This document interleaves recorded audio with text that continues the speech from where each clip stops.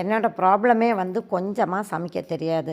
முன்னாடியிலேருந்து நாங்கள் 4 பேர் இருக்கும்போது கொஞ்சம் அதிகமாக தான் குக் பண்ணி வச்சுருவேன். பிள்ளை எக்ஸ்ட்ரா எல்லாம் இருந்தால் சாப்பிடும். மகளை கல்யாணம் பண்ணி போனதுக்கப்புறம் நாங்கள் 3 பேருக்கா நான் சமைச்சதே கிடையாது. எப்போதும் போல் 4 பேர் தான் சமைச்சு பழகியாச்சு.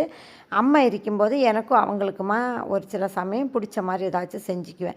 இப்போல்லாம் வந்து எனக்காக ஏதாச்சும் செய்யணும் அப்படின்னு நினச்சா கூடயும் எனக்கு செஞ்சு சாப்பிட்றதுக்கு அளவு கூடி போயிடும். ஆனாலும் இன்றைக்கி வந்து ட்ரை பண்ணேன்னா 1½ கரண்டி மாவு போட்டு ஆட்டா மாவு கரைச்சி தோசை தான் செஞ்சுருந்தேன். கரெக்டாக தான் வந்தது. ஒரு பெரிய தோசை, அதுக்கப்புறம் ஒரு குட்டி தோசை, சட்னி இருந்தது. நேற்றே வந்து வரலட்சுமி பூஜை சாதனங்கள் எல்லாம் நான் வாஷ் பண்ணி வச்சுருந்தேன்.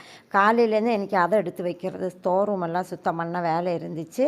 இன்னும் வந்து நான் இந்த தோசையெல்லாம் லஞ்சுக்கு சாப்பிட்டுட்டு இனிமேல் ஈவினிங் வந்து சோறு சாம்பார் அந்த மாதிரி தான் வைக்க போகிறேன். ஏன்னா ஹஸ்பண்டும் பையனும் எல்லாம் நல்ல பசியோடு வருவாங்க. வீட்டுக்கு வந்து தான் அவங்க நல்ல திருப்தியாக சாப்பிடுவாங்க.